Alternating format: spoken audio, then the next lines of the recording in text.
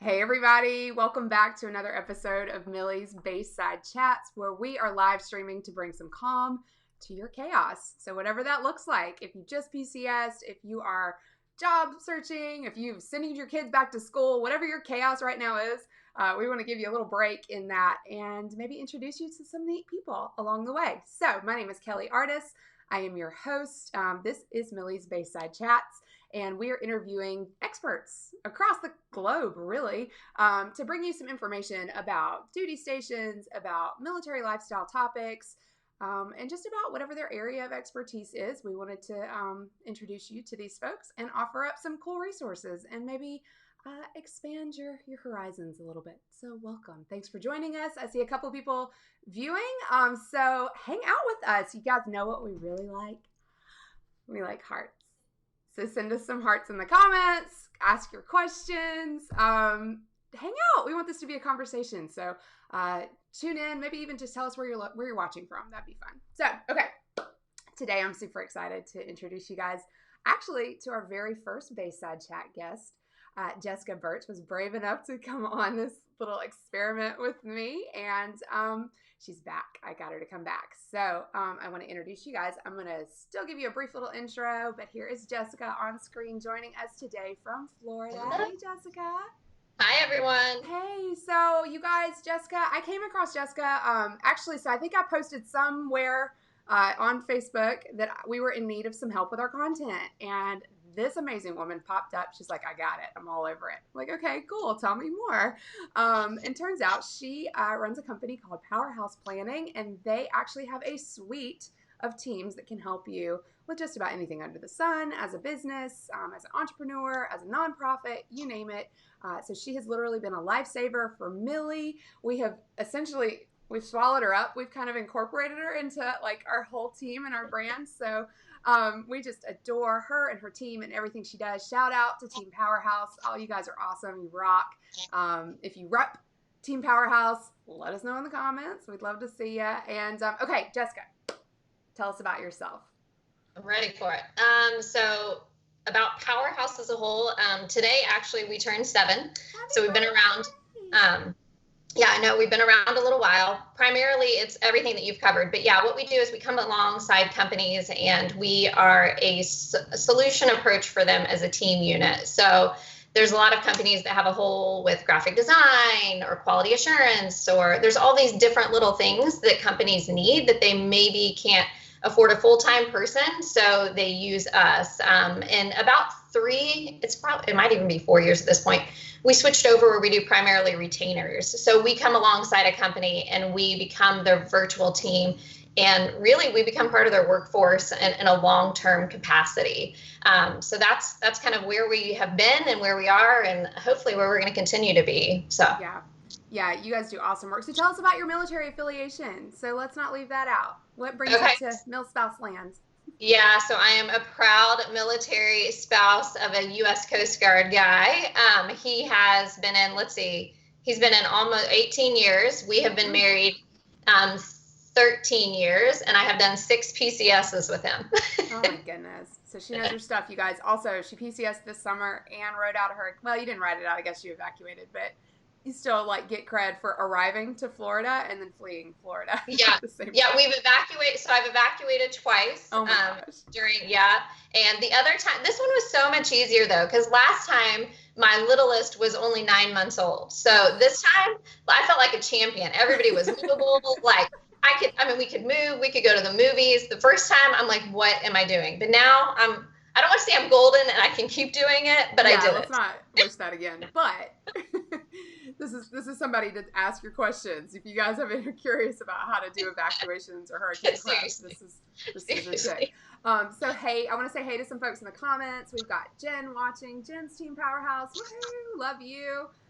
Let's see. We've got Ariana D. Sorry, Ariana, I forgot your name wrong. She says, yay. I'm not sure what. She's Powerhouse too. Yay. Yep. I'm sure it's just you in general. She's yaying. Julie. Hey, Julie. Kirchner. Thanks for watching, you guys. Excited to have you. Mwah, love you too, Jen. Okay, so today, guys, we're going to be talking about freelancing. So I was kind of thinking Well, first I wanted Jessica on, and I'm like, talk about whatever you want, because she is a fount of wisdom for many things. But we're kind of thinking about this situation that a lot of us find ourselves in, where we're oh, my microphone is way over there. Gosh, can you guys hear me? Okay, so we usually find ourselves in these situations, especially when we move. What am I going to do with my life? Like, what am I going to do when I grow up? Maybe I still want to work. If you don't want to work, it's, less to worry about. But if you're trying to work or continue on in your professional aspirations, whatever they may be, a job search is exhausting, and sometimes disheartening. We've been there. It sucks. So what if you're not interested in becoming necessarily an entrepreneur, and you don't want to go and do your own hustle, and maybe you just want an income and something that's fulfilling that you can do and that taps into your skills. And there's this really neat in between, I think, that is freelancing. So Jessica, can you give us like an overview crash course of like what being a freelancer means, and maybe what the benefits to considering such a path might be? Yeah, totally. So freelancing, and when I started Powerhouse, I started with the intention of it was just me, and it was just going to be me doing freelancing. And then as we started to grow, I saw such a huge need, and I am like a firm believer that military spouses are overly qualified and underutilized. And I will say that till the day that I die. Yep. And so when I realized there was this void of all these talented, awesome people out there, I was trying to find how could I connect that skill set and those awesome people to people that that need jobs and benefit businesses. And so that's where it came from. And so the difference, the way Powerhouse and most virtual companies are organized, everybody on the Powerhouse team is considered a freelancer, or it's called, the legal term is a 1099. And they say 1099 because that's legit your tax form. Mm-hmm. And what that is it means that you are a deliverable-based contractor. Good way to look at it. So you are told from the client, which when you work on the Powerhouse team, it's kind of like Powerhouse becomes the quote-unquote client. You are told this is what you need to do each month or per project, and then you just have to fulfill those obligations on your own time and your own terms, but you have to meet the obligations of the contract. Does that give a good overview? Where am I? How would one determine, let's say I had a conversation with a lovely person yesterday who is in the banking industry. So essentially retail, but in that industry, and she's about to move and maybe have a baby and kind of wants to work remotely. And I was like, have you ever considered any sort of freelancing or, getting in with some sort of firm where you can fit a need for someone else? And she was kind of like, well, she hadn't really considered it yet. So I think, what I'm trying to tease out of this conversation also is just like, don't pigeonhole yourself into one type of employment zone, right? Like you can do more with your skill sets, with your education than what you may think. You have to get kind of creative. But I was just telling her, like, what about project management? I mean, have you ever worked on any project? Yes, of course you have. Like, you've done a PCS. That's project management, right? Yeah. I mean, there's some nuances there that you should probably, learn, and some things that you need to explore. But, just trying to get people to kind of wrap their heads around, like, were you an English major? What about being an editor, QA, right? And a great way to do it is kind of just look at your resume, truthfully, and look at every skill set that you use to fulfill that job, which, like you're saying, it might be QA, it might be editing, it might be graphic design, it might be basic design, it might be creative design. So go through each of those bullet points on your resume and think, oh, okay, so, I taught K through, I taught K through 1. Okay, so what did you do when you were a teacher teaching K through 1? What skill set did that take? And pull out those key elements kind of that it took to do that job. And then that in turn can kind of turn into the types of things that you can do remotely. And there are tons of need for admin support and basic type of, just things that you can do throughout the day to support another company to do those types of things. There are some, like graphic design isn't something you can wake up tomorrow. Right. And be like, no, it is absolutely not. And IT is another one that you can't wake up tomorrow. But one thing that I've noticed that's really, really cool, and especially a lot of military spouses, they're so driven and determined that you can be one thing, you can be smart on one thing, but then you can grow into other roles while you're freelancing. Sure. So I had a person come on that wanted to do graphic design, but she really wanted to learn social media. So she spent a year doing just learning social media, and then she gave it a whirl in Powerhouse land so that she could grow herself. So I think just think of other ways that you want to grow and use your time freelancing doing that stuff. Yeah. Yeah, I love that. And, there's a ton of tools out there, too. And you guys will drop some of this in the comments. There are things like Google, Grow with Google has a military spouse sort of path. It's all free. Yeah. You have lessons galore on all the, like, really sort of tech-heavy stuff. It could be, it could be IT. It could also just be inbox management if you're looking into getting to being a virtual assistant or admin or something like that. So LinkedIn Learning is another one. If you just PCSd, you get a free LinkedIn Premium account.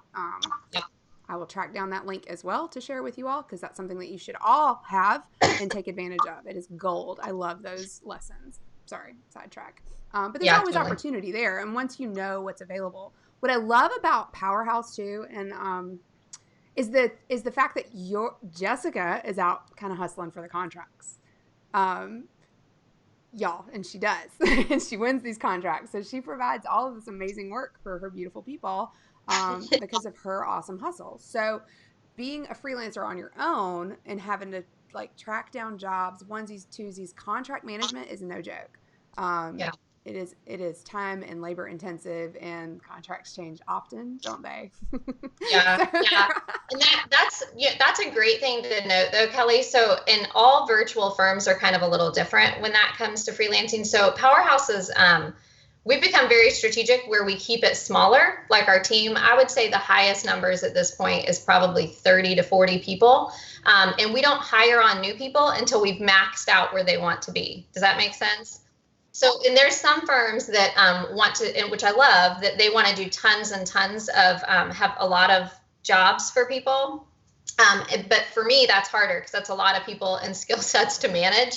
And so what we try to do is find people that we seriously stalker love, we just love these people and try to keep them forever. And then once, and it's happened sometimes where they're like, no, I am topped out at graphic design. You've given me all the hours that, that I could take humanly possible. And so then what we'll do is we'll hire another graphic designer. But yeah. And I hope people realize that if you're not a business development type, if you're not an entrepreneur type, then find a firm to work with, most definitely, because it is hard to do the business development side to grow a business. So find someone that can find that work for you. I would highly encourage that for a good chunk of people. And one thing too, in my personal employment history, once upon a time, forever and ever ago, back when the internet was brand new, there was an opportunity to become a virtual assistant. I didn't even know what that was, but I was able to join a firm that gave me all the training and the community and kind of masterminds of people who were doing the same sorts of tasks that I was being requested of. Because, if somebody would ask me to do something, I'm like, sure, I'm on it. And then I'd go to the group and be like, I have no idea what he's even asking. Can someone please help me? And they would. So it's awesome to have just some sort of support network around you, no matter what you're doing, really, to be able to help you out with stuff like that. And I'd imagine your team for sure does that. What is it? Okay, so Jen said another tip is to find a mentor like Jessica to cheer you on, help you grow, and advise you truthfully and kindly. So could not agree more. Yeah, find those mentors. And you guys, if you don't have someone kind of in your network, I want to also plug a couple more resources. So USO and Veterati just partnered up, and they have something called milspouse squad. I think I will find, look, I'm making some work for myself. I got a lot of links to track down. But you can basically tap into this really expansive pool of mentors. And these aren't just people in military space. These are CEOs and stuff of big companies, vice presidents of huge companies, in every kind of industry imaginable. You can just request an hour of their time. So figure out what kind of questions you want to ask these folks and tap into that, use that. There's another one called American Corporate Partners. We did a video with them back in the spring, and that's another really great chance to just explore what's out there, and then also maybe have somebody hold you accountable for some goals. So, and I think if you're looking for mentors, especially for freelancing, try to find some that are really good at what you do well, and find some that do stuff really good that you don't do well, but you want to become stronger in, so that you can really grow and learn from both sets of people. Because I think sometimes with mentors, we tend to we're drawn to the people that are like us and that do everything like us. But for freelancing, if you truthfully want to grow yourself, try to find people that are very unique and have grown in a way that you want to, but you're not really comfortable with, because that'll help you grow. I like that. It's a good stretch. Yeah. So Heather, hey Heather, thanks for joining us. She also adds Paradigm Switch. Agree completely. They're doing amazing stuff.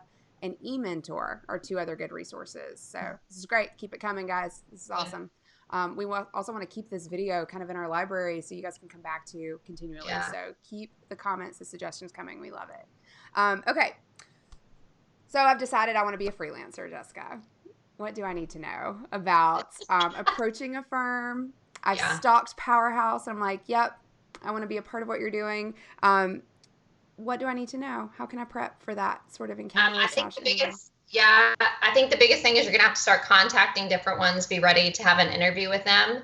And then you're going to prep just like you do with any job. You'll want to prep for an interview.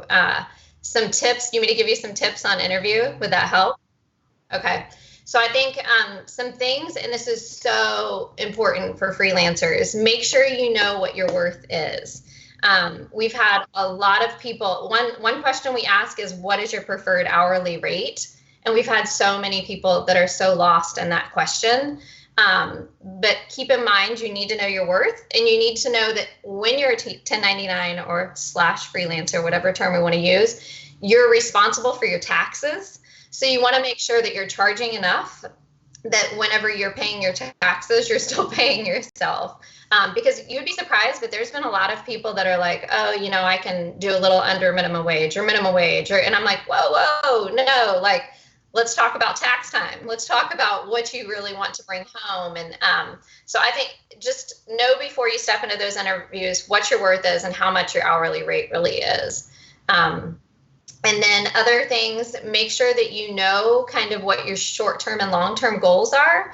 Depending on the firm, like some may really want short-term gigs with you, but Powerhouse, like I told you, like we stalk you, love you, want to keep you forever.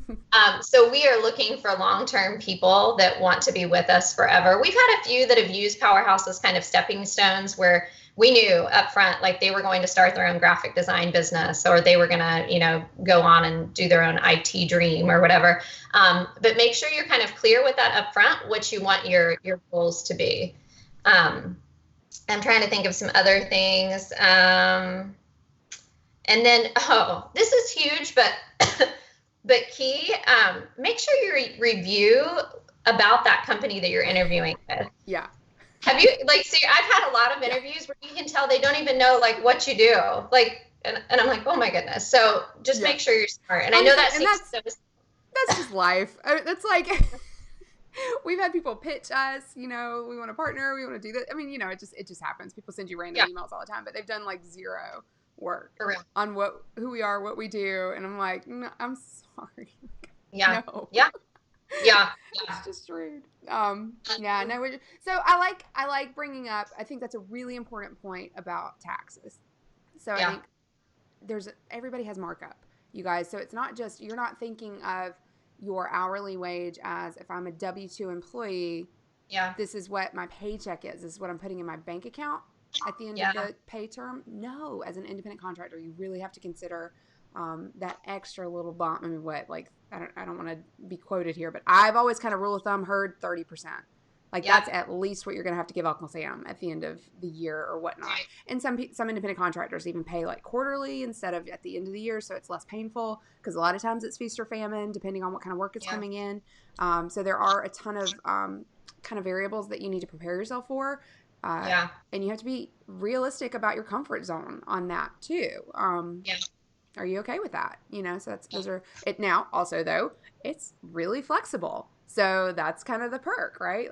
How long have we been doing this from home, Jess, right? This is work from home, work through a hurricane, no big deal. As long as you're getting your work done and you have Wi-Fi. Right. Okay. Well, and that's why I think it's so appealing to military spouses. So over the 7 years that I've had Powerhouse going, half of those, my husband has been deployed at sea. And there's honestly no corporate job that I could have right now where I could support, being present with the kids at the level that I need to be, or I want to be. I desperately want to be there during these years. And I think Powerhouse has given me that opportunity that I can support his career and cheer him on and his sea time, but I have a legit career that I'm proud of and that the kids see me doing too. I think that's so cool. And that's why I do think freelance is awesome for military spouses, because just so many people, they don't understand how talented they are sitting there, like, and that's what I've loved seeing come out of Powerhouse, are those aha moments of, I'm seeing my worth. Like, I'm seeing that, that you value me, that these clients value me. And it's just the coolest feeling ever. So, yeah. And it's the complete flip opposite of not getting interviews ever, not having so I love this as an option. It's not an option for everybody, but it is a really great alternative and kind of a middle ground. I think it's a great way to dip your toes in, figure out what you can specialize in and what you're really good at and what someone would pay you for. To take it even just like, you guys, someone asked me if I would help them with a PowerPoint presentation, and I was like, I don't really want to do that, but I can. I'm capable. So I threw out a price and was like, I think that I would do it for this much. I think I would only be excited about doing it if it cost this much money. And they said, okay.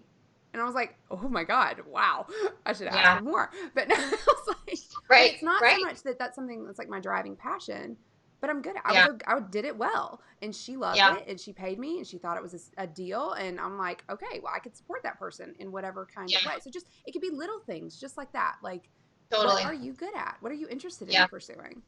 Yeah. So, I think you touched on, though, you did say something, you were talking about, it might be a fit for everyone. I will say freelancing is not a fit for everyone. And I think you have to be so structured as far as time commitment and truthfully fulfilling those obligations and knowing that it is a contract, because freelancing gives you so much flexibility that it's amazing and beautiful. But then you also have to be like, ooh, I have to make sure that I'm doing what I need to do. And for me personally, it took me about 3 years to realize I needed set hours, like set office hours that my butt is in a chair working at the computer, and people know, you don't disturb me. Whenever someone says, hey, can I have a volunteer at school? Those are the times that I'm like, I can't volunteer at school because I'm working. Like, and literally blocked out on your calendar. Working. Yeah. And that took me a long time to learn, but then I've learned that having those boundaries, it makes me so, like, I'm just happier. I'm a happier mom when work is done. I'm a happier wife.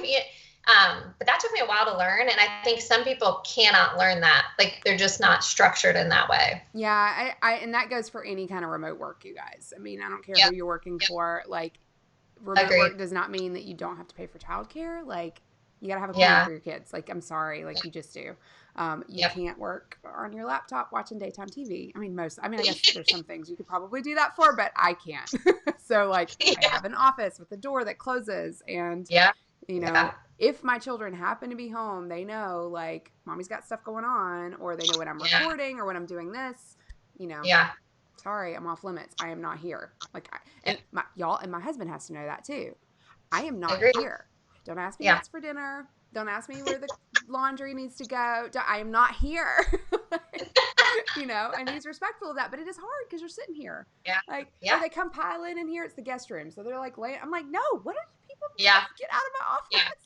Yeah. Well, and have you even learned, like, laundry and, like, dinner prep, like, all that kind of stuff? Like, I'm like, I have to be very cautious to not, like, no, that can be break time. You know what I mean? That's coffee, bathroom time, but that's not, like, other times throughout the day. These are also really good things to bring up during an interview, especially if you're interviewing for a remote position or freelancing or whatever it is. I have found, no matter what interview it is, even if it's just a local in-person job, I have found through my experience, employers obviously are hesitant, and we'll get into this too, what questions are okay to ask. But there's always this elephant in the room when you walk in. They know, looking at that resume, they know exactly who you are. They know that you're married to a service member, and they already have some sort of story about that in their head.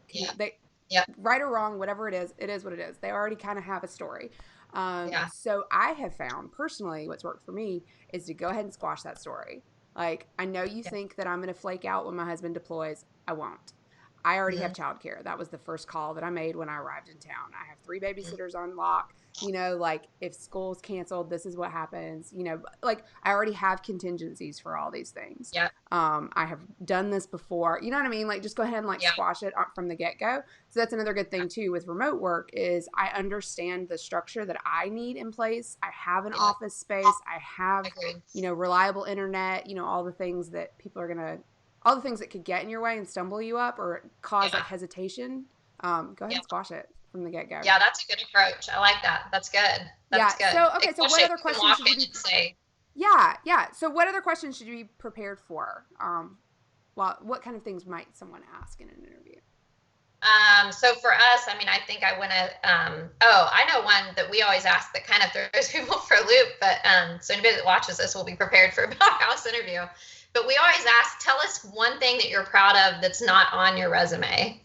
Because a lot of people, you know, put everything like that's their bragging thing. And it is, your resume should be everything that you brag about, but you also should run out of room on your resume. Mm-hmm. So what's one thing that you are so proud of that you didn't have time to elaborate on your resume? And that's always fun to get responses. The other thing we always ask is you have to give your number 1 greatest strength and your number 1 area of improvement for your professional life. I like that you don't call it a weakness. It's an opportunity. Yeah. That's cool. Yeah. So that's another one we ask. I'm trying to think, what were some other, I told you about rates. And I don't think I covered this.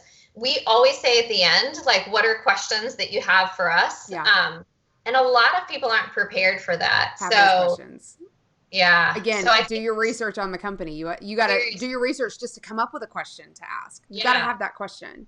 Yeah. And some things to ask. So if you are interviewing for a freelance position, things you could ask: how big is your team? Mm-hmm. What would my contract look and feel like? Who would be my direct point of contact? You ask those types of things because you'll notice that, and I'll tell you, Powerhouse culture is and Kelly knows this, we work very much like we are our own company, where you start to feel like, you know, Jen, the executive assistant, is part of your team, and the graphic designer, you know them by name. Quality assurance, you know, like Nicole, you know who Nicole is, and Nicole. And so you start, you start to have these relationships with people, and not all freelance gigs are like that. But Powerhouse culture, that's the culture we want. That's the culture we have.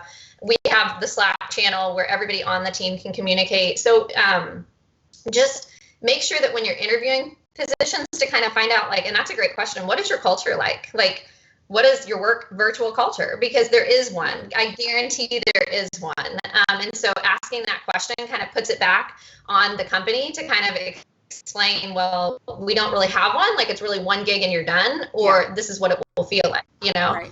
And you may want the 1 gig and you're done, you know?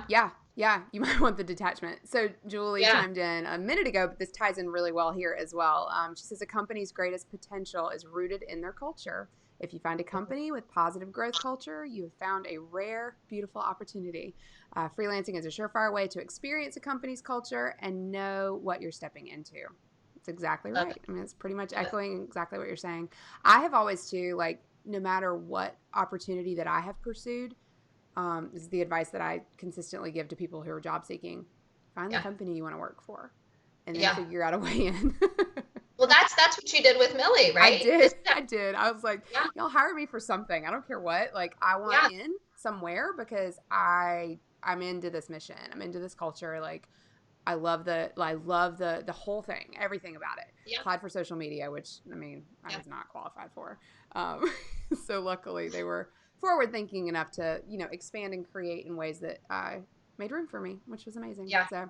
Well, but I think that's like a beautiful example where then you like honed in and then you've learned all these different areas of the company, and that's made you now strong. Now that you can be COO. I mean, because you know and you probably wouldn't have been able to just walk in and be COO. Oh, God, but no. Yeah. Like all of these different skill sets, and you taught yourself. Think how many things you've taught yourself since being with Millie too, right? I mean, even just the past year, like different editing. I mean, you know what I mean? This is fun. Yeah. But it's cool, and it's a way to connect that didn't exist before, and you know. being a remote worker, you get a little isolated. And I was kind Yeah. of like, let me out of my box. I want to play. So this is my way of playing and Be hanging my out friend. with you guys. So you learn, what is it like? Oh, what's the saying about invention is the mother? No, boredom is anyway, I lost it. Ariana says Powerhouse culture is the bee's knees. Yay, high five. Got a lot of absolutely's. Heather Lynn is joining us. Hey girl, Megan Trainer, couldn't agree more with something. I don't know when that came in, but thanks. Okay, Heather has a question. Heather Donathorn. Let's see, let me pull this up. And she says, in your opinion, is there a difference between being contract, freelance, gig, or your own LLC to file these things under? That is a great question. Yeah, I think, well, you're going to have to, legally, right? You need to kind of set yourself up anyways as your own business. So here's what I would tell you. I think that when you have to kind of decide, is freelancing going to be a hobby or a career? Like that's a big decider. I would say that honestly to all entrepreneurs too. Like, are you starting a company as a hobby, or is it going to be, a legit career? And I think that's kind of the same thing with freelancers. You have to determine, are you wanting to be the business development for your company, and you want to, and if so, then you need to kind of look at yourself. Like, you need to have a website, you need to have all of these things to really market yourself and get yourself more work. Or you can keep yourself smaller and still set yourself up legally, like through the government, but latch on to another firm to, get work through. So great. Yeah. So I think it's the answer is you're going to have to determine, do you want to work and find the work, or do you want to use a company that can help you find the work based on your skill set? So. Got it. Yeah, no, that's great. So we also have this conversation a lot with our scouts. So all of the Millie scouts that you guys know and love, shout out if you're a scout watching. They're all independent contractors as well. So we find them the work, and we kind of provide the marketplace, but they're able to, set their own hours, set their own rates, turn down or accept jobs on their discretion.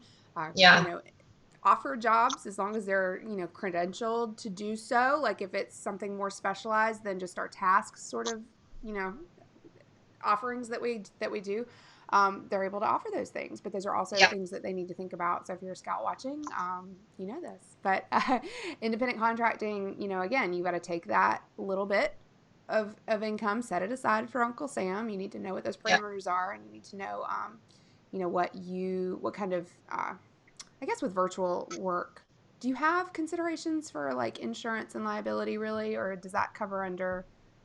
So the way Powerhouse does it, and that's a good one, Kelly. Mm-hmm. So one thing that is nice going with the firm, I actually hold liability insurance for all of our work. So, and the reason I do that, right, is if someone would ever misuse an image, or like the toolkits that we make for you guys. If someone did something illegal with an image, put it in a toolkit, then I make sure that I have this umbrella insurance that covers that type of stuff. So I have content insurance.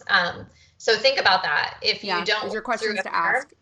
Yeah, like you would need to have probably some type of insurance to cover yourself, so that your content is safe and things that you're creating. And what was I had another one that I was, other things to think about, going back to Heather's question too. If you kind of have your own setup versus working through a firm, some bonuses of having your own setup, you could potentially always have ownership of the work that you create. When you work with a firm, usually that person, that firm, or the firm's clients, so as an example, everything that we create for Millie is Millie's. Nothing that, and I ask Kelly, I'll say, hey, Kelly, can we showcase this on our website? But we would never do it without asking you all, because we have legally, it is your product. So I think thinking through those types of things too, is it good to freelance on your own or through a firm? That's a good thing. And you'll have to do some, non-disclosure agreements. One thing that's interesting that I've noticed over the years, there are firms that are having people sign non-competes. Be careful as a freelancer doing that, because keep in mind that will limit your work if that firm is not able to bring you enough work. So just be cautious. That has been like a heartbreaker. I had one person that worked with me for a year, and then they went and took a full-time job and did some other stuff and signed a non-compete, and then they weren't able to come back for a full another year. So you just be careful to protect yourself because of the way. Is that something you ask folks like on their intake, or is that something that she remembered? Because I wonder really? Okay. Yeah, but now it's funny because when we started 7 years ago, honestly, like I don't want to say Powerhouse was the one and only, but there just wasn't a whole. It's grown over the past 7 years, and now there's like 5 Powerhouse type companies. I would say maybe a little more, but yeah. And so some people are starting to use non-competes. And I don't, and I never, ever will, because I am a firm believer that I want you to have the max hours that you can have. And if I can't provide it for you, then please go find it. The one thing we are cautious of is we try not to get people on competitive contracts, meaning like if you were on contract doing graphic design for one of our government contractors, then I would just ask that if you're doing other freelance work, you're not doing another government contract. Yeah. But that's just common courtesy type stuff. So. Yeah. Julie, I found a question that Julie asked maybe on your share. So I'm gonna ask this question here. I can't pull it on because it's not on the same thread. She says, what inspired you to start Powerhouse, and how did you end up doing what you're doing? Oh, she has a lot of questions actually. So you maybe just pick one if you want to get one. What do you like most about what you do? And what's one piece of advice? You know what? Let's go with that one. What's one piece of advice you wish you knew when you started as an entrepreneur and business leader? I would say probably, I wish that I was, stronger in the beginning in my own worth. I think, it was really hard in the beginning financially starting out because it's just a huge investment. Building a website, building a team, and people have read my blogs before. I didn't pay myself in the beginning.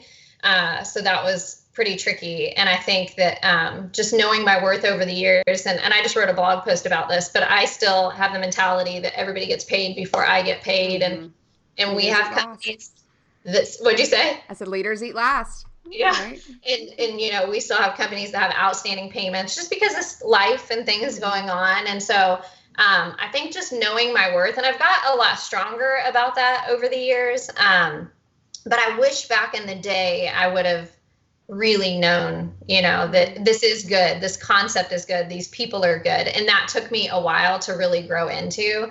And now I'm finally at the point where, and I don't want to say we're like any and everything, but I'm finally at the point where if I feel from the beginning that it's not a good fit for our team, I walk away from the work. And I did not do that the first few years, but now I do it. Like we have all healthy fits for clients, and awesome. And some companies can't say that, but I love it, so. Awesome. No, that's great advice. It's hard. It's easy to put yourself last. That's in everything. Right. Yeah. Like even just your household, that's, you're just used to kind of taking the hit, making the sacrifice, and you don't always have to, especially in professional land. What are some things to be cautious of? I know we've covered a few, like, knowing that virtual work is not just, working from your phone. What are some other things that you would tell people, maybe they're considering pursuing something freelance? Just to kind of keep in mind. Anything that we haven't covered? Let's see, I went over, and the other thing is I would tell people that even if you sign, like for ours is a non-disclosure agreement. So essentially it says that the work is not theirs, but I would tell people to always ask if they can share some of their work and they can keep that in their portfolio or their list of things that they've done on their resume. And I think a lot of people don't think about that as freelancers. If they think that they can't share it, then they don't. But to make sure to always ask, because there will be some clients that will allow them to showcase their work. I'm trying to think of some other things that would be worth. That's probably the biggest one, though. Some things too that I have noticed over the years that have been huge wins for us in interviews and loving some freelancers. whenever they come on, when they show us actual examples of stuff that they've done, like really strong graphic design. And I'll tell you, the biggest win that you can do in an interview for us is for us to say, which we have a QA test. I don't even know if you knew that. But in order to become part of our QA team, you do have to pass a QA test, and we do some stuff like that. But the same thing with graphic design, to say, hey, I would be willing to give me a project, a 1-page example, and I will turn it around in 48 hours. And doing some stuff that sets you above other freelancers. And we've had that happen a couple times. But we've gotten to the point over the years now with freelancers that we always do test runs with them. Like, if someone doesn't offer, hey, can I do a 1-page sheet? Then I'll say, hey, how about you do one for us? I'm going to pay you to do a one-off gig, and let me see what your skill set is. That's great. So just be prepared for that. I love it. Yeah. I want to share this one last comment. So Julie says, oh my God, it turned up so big. If I could go back 7 years and give my new military spouse self, one piece of advice, it would have been to open my eyes to freelancing. Two of the most difficult hurdles in finding great employment that I've experienced were gaps between work and feeling like I didn't have enough current references. Oh, that's huge. Let's see. Who I felt confident reaching out to at a moment's notice. If I had been freelancing from day one, those two things would not have been as challenging. That's a great point. I think especially just like keeping yourself sort of in the workforce, even if it's minimal. Like, you don't have to take a ton of hours. You don't have to do a ton of work. But just keeping yourself kind of current, keeping your skills sharp, and then also keeping those professional connections of people that can vouch for your work or having something to show for.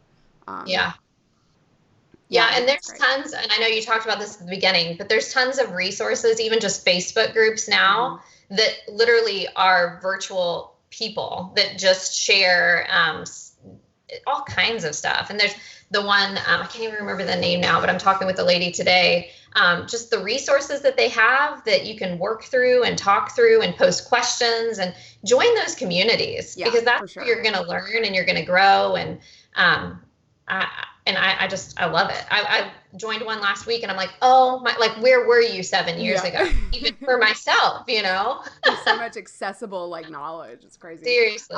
So I have a question.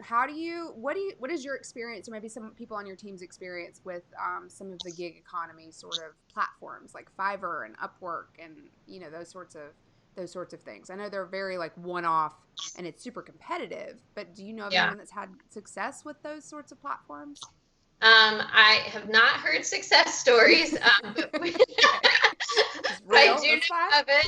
But I think part of it is because those are so, I don't want to say they're small, right? But it's not long term. And I think what's beautiful about the military spouse kind of culture that we have going on now in the 5 or however many companies that are kind of like Powerhouse, it's cool because it's become like this virtual company that is going to find, and then the goal is, right, you continue with this company, they know you, they know your talent, where with a lot of those huge, large, you become a name and a number, and and that's where it's different. But for some people that works, right? Especially if you're just looking for some great supplemental income here and there. But my goal for Powerhouse is I want long-term stability for these men and women. Like, I want them to know every month I'm getting X amount of dollars, and I know it's going to be there next month. And it's funny, about 2 years ago is when I had that shift too as a business owner, where I've learned I'm a legit provider, and that's a little scary. But it's also something to celebrate, and I think that that's the tricky part with the gig economy is you're not going to have that stability. And really with any freelance, anybody could cancel at any time. You could lose a contract at any time.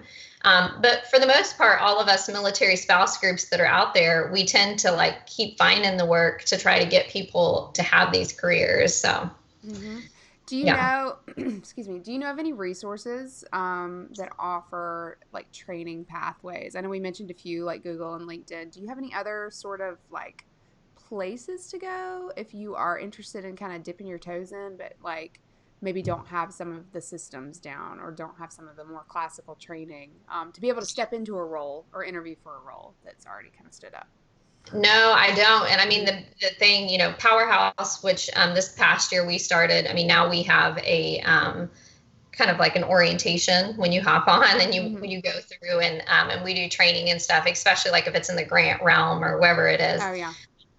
But I think trying in that situation, it's just like what I said in the beginning of the conversation. Try, if you are wanting to grow in some areas, just find a firm that you can do whatever you're really good at, and then tell them, like, you can pay me less, but I would love to do this too. Got it.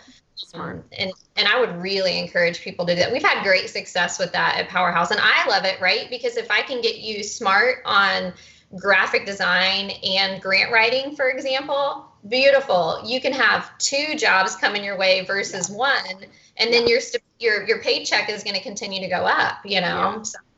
I love that. So you just said make me smart, and I love that's like Jessica's like key phrase. You guys know her or have worked with her. It's her, like, it's the sweetest way of saying, Kelly, you make no sense. What the bump are you talking about? So she'll go, hey, Kelly, can you make me smart on this? I'm like, oh, it's so sweet. Okay, let me back up, gather my thoughts, and like put myself together. That's hilarious. I know, bless your heart. Like, I know what you're saying. I got it. Oh, hey, Amanda. Amanda says lynda.com is a great place to brush up on skills. Thank you. That's great. Yeah, I love e-courses, and a lot of times there's some investment involved, but you guys, I mean, get real about what you're doing. It's back to is it a hobby or is it real? Is it a profession? Is it a job? So, yeah, and just join up with like-minded folks that can help kind of maybe point you in like valid sorts of resources that aren't just like, maybe sometimes gimmicky. So, yeah. Jen agrees with me. She says, love it. Totally. Jen, don't you make me smart on. That's funny. Got you. All right, you guys, if you have anything else to ask, I'm going to let Jessica go. She's a busy lady. Jessica, do you have anything else you want to add or say to the group? Words of encouragement, maybe, for all of us out there? No, I think just to everyone, if you're interested in freelancing, just really sit down, think about, and I guess from here to there, like, what would you do after we, close this out? I would pull out your resume, look at the things that you are super awesome at, and make a running list, and then start to find holes in companies and firms that do like what Powerhouse does, and try to hone in on that and get interviews with those people and see if maybe you can be a fit in that area. But I mean, and I would say this to every single military spouse: if you are talented and you have a skill set that you are sitting there and you wish you could do something, do it. Like, do it. Don't just think that I didn't get that interview or I can't work 8 to 5. Like, find a creative way to use your talent. And that's exactly what freelancing is. I love it. So that's how we define Millie. They're creative problem solvers. So yeah, that's great advice. And not if you're talented, because you are, right? Yeah. Like, it's just a matter of figuring out what it is and how to draw that out and how to capitalize on it, really. So, okay, Jessica, thank you so much. I love hanging out with you. Thank you. Time and joining us, and for all that you do at Powerhouse, your entire team, you guys, we love you. Thank you so much for all of your support for Millie. So, thank you. We did it. Yay. All right, I'm going to let you go. I'll come back here, you guys. Thank you so much for watching. We had probably one of our biggest audiences. That's awesome. Yay. Thanks for hanging out. So much more fun with friends. So join us next week. We'll be doing this again.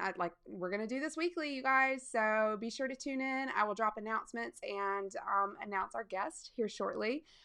If you are looking for any kind of other video that we've already done, if you're looking for duty station intel, if you were looking to connect with one of our Millie Scouts, if you're looking to connect with an agent, whatever it is that you're looking for in the midst of your PCS, or if you're just looking to connect with friends, we have resources for you. We have gomillie.com is the website. We've got our Facebook group, which is amazing. Tons of awesome people in there ready to help you out and answer questions. And one last thing, we have everything up on our YouTube channel. Looky there. Y'all hit subscribe. Do us a favor. Do us a solid. Hit that little subscribe button so you can catch the next video as soon as it comes out. Until next time, we love you all. Happy PCSing or happy settling in wherever you're at on your cycle. All right, see you guys next time. Bye.